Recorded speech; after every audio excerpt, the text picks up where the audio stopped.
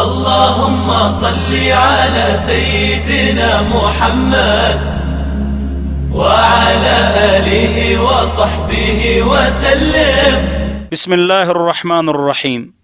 بخاری شریف میں حضرت عبداللہ ابن عمر رضی اللہ عنہما سے روایت ہے کہ حضور اکرم صلی اللہ علیہ وسلم نے مجھے کندھے سے پکڑا اور مجھے کہا، نصیحت فرمائی کہ دنیا میں اس طرح رہو جس طرح مسافر یا راستے پر گزرنے والا.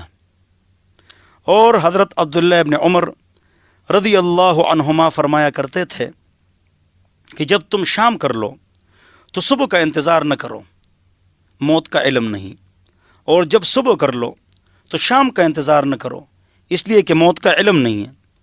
اور اگر اللہ نے آپ کو صحت عطا فرمائی ہے تو مرض سے پہلے پہلے اس سے فائدہ لو اور نیک اعمال کر لو، اور موت سے پہلے پہلے زندگی سے فائدہ لے لو. آج اعمال کر لو ورنہ کل کف افسوس ملو گے.